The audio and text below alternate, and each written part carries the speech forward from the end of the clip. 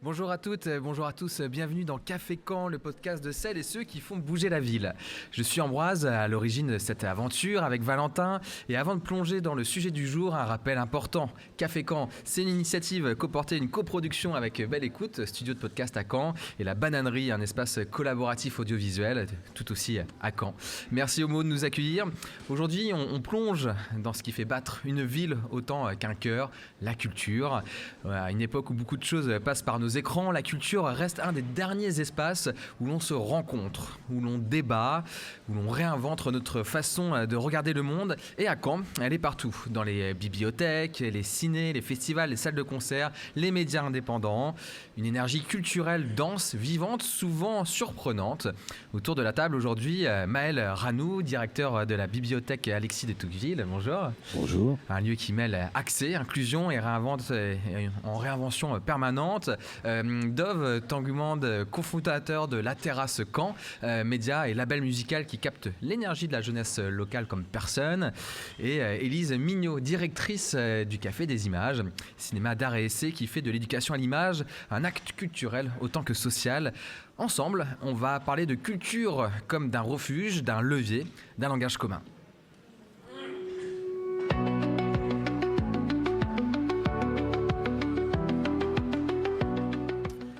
Maël, on va commencer avec toi.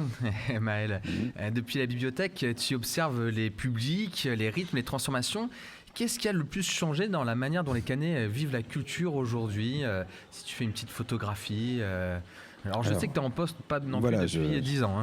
J'aurais du mal à avoir une vue rétrospective, puisque ça fait 1 an que je suis à Caen, donc j'ai pas cette vue rétrospective. Par contre, on voit les choses au niveau de la France, enfin des statistiques des bibliothèques, des choses comme ça. Ce qui est certain, c'est que les bibliothèques, en tout cas, ça vient, ce que tu disais juste avant, c'est un lieu du lien, puisque les gens viennent beaucoup plus pour venir que pour emprunter. Alors les emprunts remontent aussi, mais on ne vient pas forcément chercher un document, on vient chercher un espace de travail, de rencontre, de voir des spectacles, voir des conférences, se retrouver pour faire quelque chose, jouer, etc. Enfin voilà, il y a beaucoup de pratiques culturelles nouvelles qui n'avaient pas lieu en bibliothèque.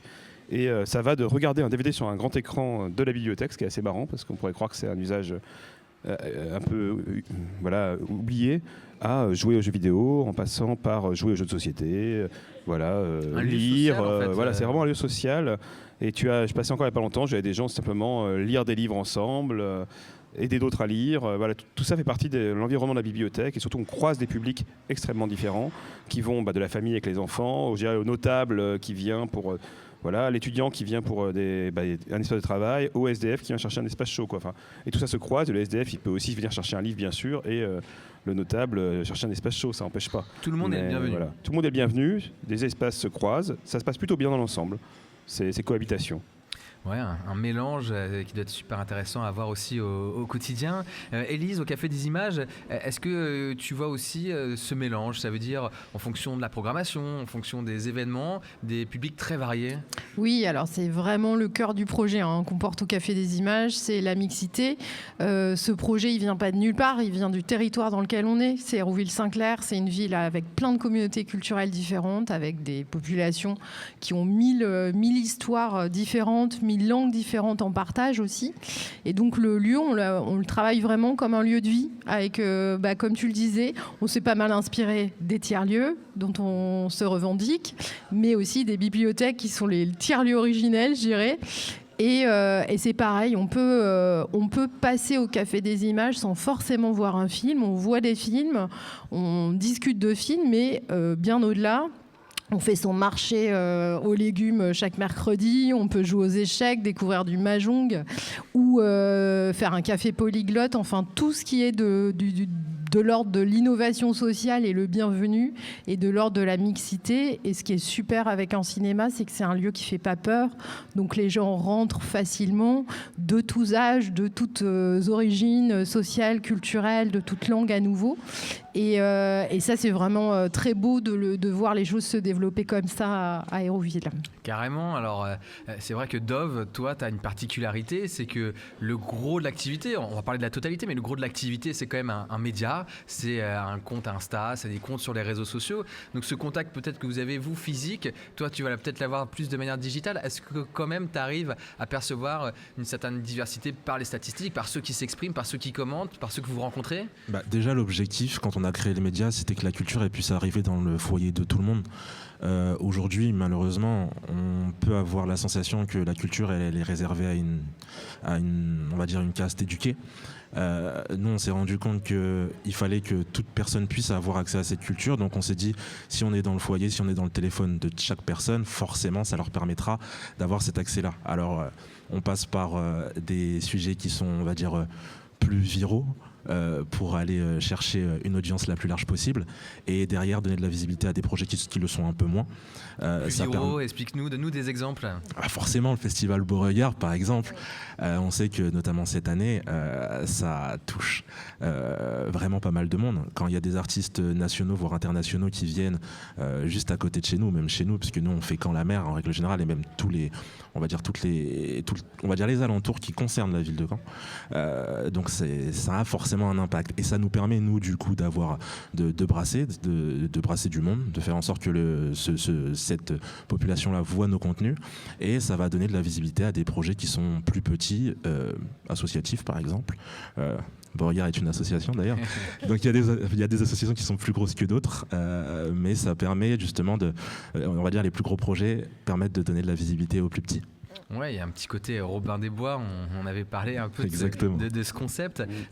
C'est vrai que quand on parle d'avoir un accès le plus simple au public, ou en tout cas d'avoir une diffusion la plus large possible, la gratuité vient tout de suite à l'esprit. Bibliothèque est gratuite par exemple, Maël. C'est important ce principe ? C'est très important. Alors, il y a les gratuites de deux aspects. Les gratuites d'accès, quand même, ça paraît rien de le dire, mais il y a des villes qui ont voulu faire payer aux non-résidents l'accès à la bibliothèque. Et depuis 2021, dans la loi, c'est interdit de faire payer pour entrer dans une bibliothèque publique. Donc voilà, entrer et assister aux rencontres, etc., lire sur place, accéder aux ressources. Par contre, l'emprunt est parfois payant. Nous, c'est pas le cas à Caen-la-Mer. Et je dis bien Caen-la-Mer, c'est 45 communes, voilà. Et c'est vraiment une bonne chose. Après, la gratuité sans médiation, on ne fait pas tout. Hein. Être juste gratuit, ça ne suffit pas, mais c'est sûr que c'est important. Moi, ce qu'on voit, c'est qu'il faut le moins d'arrêt possible, en fait. Voilà, moi, il y a des raisons de sécurité qu'il faut qu'on ait des gens à l'entrée qui regardent les sacs. Moi, c'est toujours un truc qui me frustre en bibliothèque, parce que malgré tout, il y a déjà un arrêt, même s'ils sont très courtois et très dans l'accueil. Et c'est vrai, voilà, donc la gratuité, c'est une étape. Ça suffit pas juste de dire, par contre, c'est gratuit, c'est bon, voilà. Ça suffit pas, parce que des fois, il y a des musées gratuits, des choses comme ça, et les gens viennent pas pour autant. C'est ce que disait Dove. Et la culture, tu le disais en intro, c'est ce qui nous rassemble, mais c'est aussi ce qui peut nous exclure. Quelle culture on met, qu'est-ce qu'on considère comme la bonne culture, etc. Et donc, on a vraiment à cœur, notamment dans le projet, que ça soit gratuit, mais aussi qu'on représente tout un tas de strates différentes de culture. Du design estonien en expo, et en même temps on va avoir un jeu d'échecs, puis on va avoir un film, puis on va avoir quelque chose sur des ateliers de couture, voilà, et tout ça c'est légitime. Comment vous allez aller chercher ces publics ? Parce que tu dis justement la gratuité ne suffit pas, il faut en quelque sorte innover, il faut être à l'initiative. Très concrètement, à Caen, dans cette bibliothèque, tu fais quoi ? Alors, c'est pas que moi, on est quand même toute une équipe, et notamment une équipe de médiation. Alors on a la com classique, etc. On a quand même un public qui vient, on a quand même une bonne fréquentation dans la bibliothèque de Caen. Je ne pourrais pas dire le chiffre, j'ai pas révisé ça, c'est pas bien, mais on a une bonne fréquentation. Il y a aussi le fait que le bâtiment est extraordinaire. Il est extraordinaire, mais il peut faire peur aussi. Voilà, justement, il peut faire peur. Après, il est localisé à un endroit où c'est intéressant parce qu'il y a une population très précaire pas loin. Donc on a un croisement de public qui vient aussi, parce que quand vous êtes le seul endroit où on peut rentrer, se mettre au chaud, on passe la porte de fait. Et après on va aller plus loin. Tu veux parler des gens qui dorment dans la rue, au long du canal, enfin il y a des publics très précaires. Et c'est intéressant de se croiser dans un bâtiment comme ça aussi. Mais c'est vrai que le bâtiment il a une forte empreinte, c'est très chouette, c'est un très bel outil, mais en même temps il peut aussi être très impressionnant. Voilà, ça c'est le côté je rentre, je me pose cosy quand je trouve au Café des Images. C'est sympa, mais si le bâtiment est très beau par ailleurs, on va pas trouver ça tout de suite quand on arrive. En plus, l'entrée volontairement ressemble à un hall de gare, etc. C'est pas forcément plus chaleureux. La chaleur se trouve plutôt aux étages. Donc ça peut faire peur. Et nous, c'est travailler avec des groupes, c'est des partenariats. Les partenariats. Partenariat avec des associations, partenariat avec des structures, partenariat avec des collègues culturels, partenariat avec des médias éventuellement. Je racontais tout à l'heure à Dove, on a eu un moment, on travaillait avec Victor Dermo sur un manga Kakane, mais en fait on avait du mal à toucher la population plus jeune, plus intéressée par son travail. Bon, lui, il a son public, mais du coup, là, la terrasse est venue couvrir l'événement, voilà. Et bon, c'est Hérouville-Saint-Clair, mais c'est Quand la mer aussi, c'est des collègues de la même tutelle hiérarchique, donc je peux en citer. Tu me disais que vous faisiez des partenariats pour les tout petits avec 1 heure du compte à la bibliothèque, puis après on va au cinéma. Bon, vous êtes en face, c'est pratique, mais tout ça, c'est des choses, les partenariats, c'est le cœur du projet, quoi. Faut pas rester centré sur son cœur d'activité, mais d'avoir la possibilité de tendre la main. Il faut aller chercher même. Ouais, faut bouger, ça c'est sûr. Élise, tu fais un travail d'éducation, j'aimerais bien qu'on en parle, l'éducation à l'image, qui touche beaucoup de jeunes. Comment tu arrives à parler à ces jeunes et puis comment tu arrives à éviter un discours qui pourrait être moralisateur, ça c'est du bon cinéma, ça c'est pas du bon cinéma. Alors c'est surtout pas le discours qu'on tient, et puis c'est pas du tout ce en quoi on croit. Nous, le travail qu'on mène, et justement, c'est pas moi qui le mène en direct, parce que je trouve que c'est important qu'il y ait des gens, quand on parle de jeunes, qui se parlent de pair à pair, etc. Donc je trouve qu'il est très important dans les lieux culturels, pour qu'ils soient inclusifs, que les personnes qui travaillent dans le lieu ressemblent à toutes les personnes qu'on peut croiser dans la rue. Donc ça, c'est hyper important qu'il y ait une variété de personnes, que ce soit le plus divers possible aussi dans l'équipe. Et nous, notre conviction profonde, c'est que c'est vraiment en laissant faire en fait les gens que les choses se déclenchent. Donc ce qu'on fait beaucoup, c'est on travaille beaucoup avec des groupes, avec des individus, des personnes qui ont envie de passer un peu derrière la coulisse, et on les accompagne et on monte, voilà. On est un lieu qui se veut complètement ouvert à l'inattendu, c'est-à-dire que le principe, c'est quand on vient nous voir, on va dire oui. Ça, c'est la question, c'est combien de temps ça va prendre. Des fois, plus c'est compliqué, plus ça peut prendre du temps, etc. Mais l'idée, c'est que quand même, on va trouver un chemin. Donc on accueille comme ça les énergies des habitants, des habitantes d'un territoire. Et on se dit, comment on fait pour que ça prenne place ? Donc nous, on est vraiment on essaye de travailler comme des facilitateurs, facilitatrices dans le lieu. Et puis, on ouvre les écrans, on ouvre la programmation, on ouvre ces choses qui sont souvent réservées à des personnes comme moi, je suis directrice programmatrice. Normalement, c'est tac, ça descend comme ça des écrans aux spectateurs. Non, on fait l'inverse. Bien souvent, on ouvre les écrans, on ouvre les espaces pour qu'au maximum, les gens qui soient jeunes ou moins jeunes d'ailleurs, ce qu'on fait avec les enfants, ce qu'on fait avec les ados, ce qu'on fait avec des jeunes adultes, c'est tout aussi intéressant quand on le fait avec des populations adultes dans toutes conditions. Donc ça, et le fait qu'on soit un lieu d'éducation, pardon, je reviens là-dessus, c'est vrai que ça nous a permis de tester plein de formats et de pouvoir effectivement les imaginer ensuite pour des adultes, etc., de voir comment les choses peuvent aussi s'imaginer vraiment dans une fonction comme ça d'émancipation. Donc surtout pas de moralisation. Des films, il y a quand même une pluralité, une diversité de films assez incroyable. Et l'idée, c'est plutôt d'aller chercher, évidemment, nous, on essaye toujours d'aller chercher ceux des films qui sont celles des œuvres, j'allais dire, mais ceux des films qui ne sont pas forcément ceux qu'on va recevoir en marketing massif venant des US. Donc voilà, mais même dans toute cette dimension-là, il y a vraiment plein de choses diverses à faire. C'est intéressant parce que ce dont on parle depuis tout à l'heure, on pourrait l'apparenter à du loisir et de se dire, le loisir, on y va spontanément, et on voit bien que non, il y a un travail de fond à faire, évidemment. Quand on parle loisir, quand on parle entertainment, on parle aussi de l'économie de l'attention, et on sait qu'aujourd'hui, cette attention, elle est très rapidement captée notamment par les écrans. C'est pour ça aussi, je pense que toi, Dove, vous vous êtes dit, les réseaux sociaux, c'est une bonne porte d'entrée, parce qu'on va jouer avec les codes qui sont vos codes natifs, je pense déjà, de base, mais aussi parce que vous savez que ça va alimenter un projet culturel, un projet de label, un projet de tremplin. Est-ce que tu peux nous expliquer vraiment cette articulation que tu souhaites faire entre cette idée, une fois de plus, d'aller chercher sur du loisir, sur du contenu de divertissement ? Mais déjà, bon, je tiens quand même à le préciser, je suis pas si jeune que ça. Moi, j'ai vu Skyrock, j'ai vu les Skyblogs, j'ai vu tout ça naître. Voilà. Tu m'as même dit que tu avais vu Facebook. J'étais là à la naissance de Facebook, j'avais 12 ans, donc je suis pas si jeune que ça. Maintenant, c'est vrai que ce qui est important, et nous on en a été conscient très vite, c'est les 5 premières secondes sur une vidéo. Si tu tiens pas les personnes sur les 5 premières secondes, tu sais que tu les as perdues, tu sais que du coup l'algorithme il va le proposer à quelques personnes. Et s'il n'y a pas de retour, ton contenu va passer à la trappe. Nous, aujourd'hui, on pense vraiment que tout contenu peut intéresser, mais c'est l'accroche qui est importante. Comment on fait pour attraper les gens, comment on fait le lien. Nous, on est un média généraliste, c'est-à-dire que moi, à la base, pourquoi j'ai décidé de créer ce média, c'est parce que je ne me reconnaissais pas forcément dans le paysage médiatique canet. Et donc, j'ai voulu créer un média qui m'incluait sans exclure. Et c'était là que c'était compliqué d'être généraliste pour autant. Donc en fait le gros du travail il se fait là, de réussir à trouver les angles, et on se remet en question tous les jours sur les formats, sur la manière de gérer les choses, de manière à créer le plus de clics, parce qu'on a tendance à résumer ça à des statistiques, mais des statistiques c'est des humains qui regardent des contenus, donc je dis des clics, mais c'est surtout pour intéresser les gens et faire en sorte que le contenu soit intéressant pour les populations canaises. Et donc voilà comment on développe les choses. Après le but initial, moi mon but initial, donc je suis artiste depuis une quinzaine d'années maintenant. Suite à ça, on a décidé de créer un label de musique qui s'appelle Quintessence. On fait en sorte aussi de promouvoir, de faire en sorte d'améliorer le niveau des artistes canais, surtout sur la professionnalisation. C'est des détails comme nous, on a un contenu qui s'appelle Les Sorties du Mois. On est d'ailleurs venu tourner récemment dans ton établissement.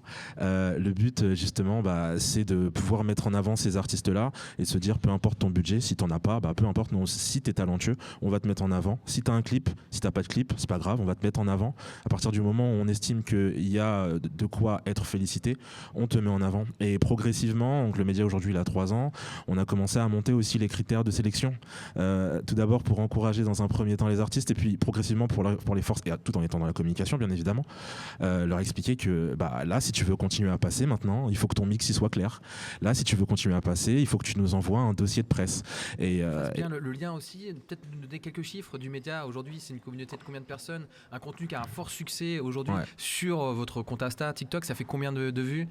Sur Instagram, on est à 29 000. On a passé les 29 000 il y a quelques jours. Sur TikTok, 21 000, sachant que le compte est né il y a 1 an et demi, si je dis pas de bêtises. Parce qu'on a voulu vraiment commencer par Instagram avant de passer à la suite. Et puis, on est sur une fréquentation moyenne entre 3 et 4 millions de vues mensuelles. Donc, ça c'est intéressant aussi, parce que souvent on parle de la communauté pour se faire une idée de la portée, alors qu'aujourd'hui au final c'est pas tant le nombre de personnes abonnées qui va compter, non, du tout, mais le jeu se rejoue à chaque contenu. Exactement. On voit qu'il y a des personnes sur TikTok, ils ont 1 abonné, ils font des millions de vues. Donc moi j'apprécie beaucoup TikTok parce que ça donne vraiment sa chance à tout le monde. On peut être TF1 et faire un flop à 1000 vues, et on peut être Julien justement, je sais pas, Thury-Harcourt, faire une vidéo et puis la vidéo elle explose quoi. Donc faut juste faire du bon contenu, faut retourner à la base, faire du bon contenu. Ça aussi, je suppose que ça vous parle quand vous entendez ce genre de choses, parce que vous qui faites de la médiation, à un moment donné, ces outils, il y a forcément un impact. On parle bien du territoire canet, parce que c'est vrai que ça, c'est une logique qu'on peut retrouver dans toutes les villes. Quelle particularité aussi vous retrouvez sur le public canet, peut-être sa difficulté d'accès, ou au contraire, ses avantages Alors, je ne pourrais pas faire une sociologie absolument claire, mais ce qui est sûr, c'est que quand tu vis très dynamique culturellement, avec beaucoup d'offres, donc la difficulté, elle est d'être là, réussir à parler, à être visible dans toute cette offre. C'est très bien qu'il y ait d'offres culturelles, je vais pas. Mais c'est vrai qu'il y a beaucoup de contenu, et c'est la communication de qualité qui peut finalement avoir assez peu de gens qui viennent les voir. Nous, ça va pas être le nombre de vues, c'est le nombre d'usagers présents sur une rencontre, sur un spectacle, etc. Et des fois, on peut mettre beaucoup d'énergie sur un truc, et finalement, il n'y a pas beaucoup de gens. Et paradoxalement, une autre fois, se dire on fait un petit truc simple et là, il y a la foule. Bon, c'est très. C'est un vrai sujet, parce que quand on va se donner quand on donne de l'énergie et qu'on a 10 personnes qui viennent à son événement, ça peut être. Alors ça dépend après le style d'événement. Des choses on travaille, on sait qu'on aura 10 personnes, mais c'est 10 personnes allophones qu'on a accompagnées pour un projet, et c'est le but. Et d'autres, par contre, on se dit là on a 10 personnes, il faut qu'il y ait 100 personnes. Voilà. C'est important aussi d'être clair là-dessus, de se dire là, ce truc-là, on va y mettre 4 rendez-vous, de l'énergie, de l'argent public dans notre cas, puisque nous pour le coup c'est entièrement de l'argent public. Mais c'est pour 10 personnes, parce qu'on va faire ça en pénitentiaire, parce qu'on va faire ça en déployant des bibliothèque mobile dans une fête de quartier pour essayer d'approcher des gens. Voilà. Bon, le but c'est pas de faire des cartes, c'est d'aller toucher les gens. Bon, Et d'autres fois, on se dit, là, on va faire un gros rendez-vous là, et en fait, finalement, il n'y a pas forcément foule. Donc c'est intéressant de voir les choses. Mais surtout, on est quand même surpris par le public. Moi, je suis toujours surpris. On se dit, on va faire un truc, ça va bien marcher. Ça marche pas, parce que la com est sans doute pas terrible. On reste une institution avec des coms institutionnelles qui sont toujours un peu plus lourdes que les coms du privé ou de structures plus souples. Mais c'est pas que c'est très loin. Des fois, tout simplement, je sais pas, il fait pas beau, il fait pas bon. Un jour, ça marche pas. Un truc, on dit ça va marcher, ça marche pas. Bon. Et puis un jour, on se fait un truc, on dit ça a quand même marché, mais on dit c'est quand même un peu pointu. Et puis ça marchait pas longtemps. C'était un peu un mix. On a fait venir quelqu'un. C'était Laëlia Véron. Donc c'est quelqu'un qui est sur Nova, donc qui est un peu connu, mais c'est une linguiste quand même qui a fait une rencontre sur les transfuges de classe un vendredi soir. Bon, je me disais, là, si on a 30 personnes, on est bon. On a eu 60 personnes, j'étais quand même content, quoi. Et dans la foule, façon de parler, dans le public, il y avait des gens d'âge très très différents. Il y avait des étudiants, parce que c'est quand même une ville très étudiante, mais il y a aussi des personnes âgées, parce que c'est aussi une ville qui vieillit. Enfin, c'est vraiment un public, ce que je trouve intéressant à Caen, c'est qu'on a un public très particulier. Plein de petits publics différents, en fait. C'était ça qui est compliqué. Et ça rebondit sur les communautés. Alors, c'est différent à Hérouville en soi, c'est pas si loin, il y a des murs mentaux. C'est vrai que voilà, t'as plein de richesses et en même temps, c'est dur de s'adresser à tout le monde. Tu peux faire plein de petits segments. Et c'est exactement ce que disait Dov tout à l'heure sur parler à l'universel tout en essayant de s'adresser à tout le monde. C'est pas. Tu parlais de beaucoup d'acteurs. Je crois, fait le même constat, Élise, de se dire que quand on est une salle de cinéma sur Caen, faut être musclé, il y a du monde. Oui, c'est une des villes où il y a le plus de fauteuils de cinéma en France, c'est une des villes où il y a 2 circuits nationaux, 2 arts et essais qui sont importants dans la profession, Café des Images et Luxe, et ça en fait quand même un territoire assez compliqué à travailler, mais en même temps, pourquoi il y a tout ça ? C'est parce qu'il y a une politique culturelle qui existe depuis pas mal d'années, parce qu'il y a plein d'enfants qui viennent de l'école, vont voir des films, etc., et du coup, ça en fait aussi une des villes très cinéphiles. Donc là, moi, je dirais, dans ce qui est vraiment étonnant dans le public de la ville, puisque c'était un peu ta question au début, de la ville au sens large. La ville, nous, on a des spectateurs qui viennent d'à peu près 40 km autour. Donc, on va dire la ville large, avec les campagnes autour. C'est intéressant, les différentes villes autour. C'est vrai que ce qui est commun, c'est quand même une curiosité incroyable. Moi, je trouve qu'il y a un public, quels que soient les âges, quels que soient le niveau d'éducation, etc. On a beaucoup de gens qui viennent voir plein de choses diverses et variées. Et sur des films extrêmement pointus qui des fois sortent sur 3 villes en France. Le Café des Images fait toujours des chiffres incroyables, donc ça c'est un peu fou de se dire on a cette ville, et en même temps on a aussi plein de gens qui viennent à plein d'endroits, et nous on travaille, c'est vrai aussi, à vraiment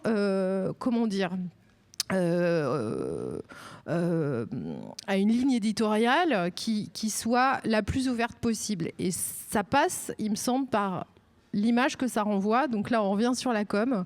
Pour nous, c'est hyper important le choix des photos qu'on fait dans toutes nos coms, les choix des films qu'on fait dans notre programmation. On a une ligne ultra travaillée et cohérente. Et je pense que les gens, depuis pas mal d'années, s'y retrouvent. Et on retrouve quand même, bien que les publics changent d'année en année, nous, c'est à peu près 145 000 personnes qui fréquentent le lieu par an. C'est beaucoup de gens. Et qui sont jamais les mêmes d'une année à l'autre, ça change quand même beaucoup. On peut pas dire qu'il y a que des fidèles, c'est un public mouvant, un public de lieux culturels quel qu'il soit. Et ces gens-là, ils ont en commun cette curiosité, cette envie de découvrir, et le besoin, moi je crois que c'est important dans nos sociétés qu'on se reconnaisse aussi à l'écran. Donc ça, c'est hyper important qu'on ait des visages de partout, des langues de partout, des âges différents, et ça c'est peut-être une des clés de la mixité du public qu'on rencontre, c'est aussi cette diversité des films qui sont proposés. Et je pense que ça casse aussi l'idée que le cinéma art et essai, ça peut être pour d'autres, etc. Déjà, nous, on parle de cinéma indépendant, puisque bien souvent, l'art et essai est indépendant, pas toujours, mais quand même. Et surtout, les films, ils font envie, en fait. Bien sûr, il faut qu'on ait envie d'aller voir le film, prendre son billet avant tout. Et la communication aussi, je pense globalement qu'on peut faire nous sur les films. Nous, on travaille toujours main dans la main avec des distributeurs. Donc, il y a la com nationale d'un film qui sort, puis il y a la com qu'on fait dans la salle. Et je trouve que c'est quand même des coms qui aujourd'hui avancent, progressent, s'ouvrent beaucoup, utilisent beaucoup les réseaux sociaux aussi. Et ça permet quand même de donner une toute autre image des films qui sont montrés. Bien sûr. Dove, toi, du coup, est-ce que tu as l'impression que La Terrasse a aussi cette mission, du coup, d'aller vers des acteurs bien référencés, j'allais dire traditionnels, c'est pas forcément le bon terme, mais plutôt, on va dire, qu'on pignon sur rue, en tout cas, qui sont là depuis un moment et que tu dois ouvrir l'accès. À quel moment tu te dis c'est cela? À quel moment tu dis il faut réinventer? Et voilà, c'est quoi la ligne directrice? Je pense qu'il faut aller voir tout le monde. Quand on est inclusif, faut aller voir les gros, mais il faut aussi aller voir les petits. C'est beaucoup plus simple d'aller voir les gros, parce que forcément, c'est là où il va y avoir la visibilité. Nous, c'est l'inverse qu'on a fait. On a voulu commencer, pendant la première année, on est surtout allé voir les petits.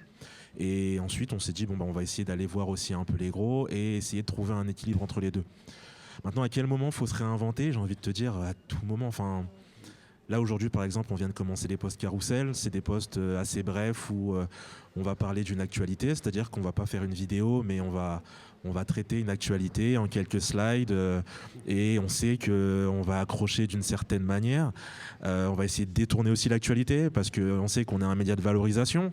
Très rapidement, je pense qu'on sait tous ici les vices que l'homme peut avoir. Donc, si on parle un peu de violence, si on parle de certains sujets, on sait très bien que très rapidement, je peux faire des vues, mais c'est pas le but. Je donne un exemple, là, récemment, il s'est passé ce qui s'est passé entre Mbappé et Orelsan. On aurait pu très bien décider de reprendre le sujet comme tout à chacun, comme beaucoup de médias l'ont fait.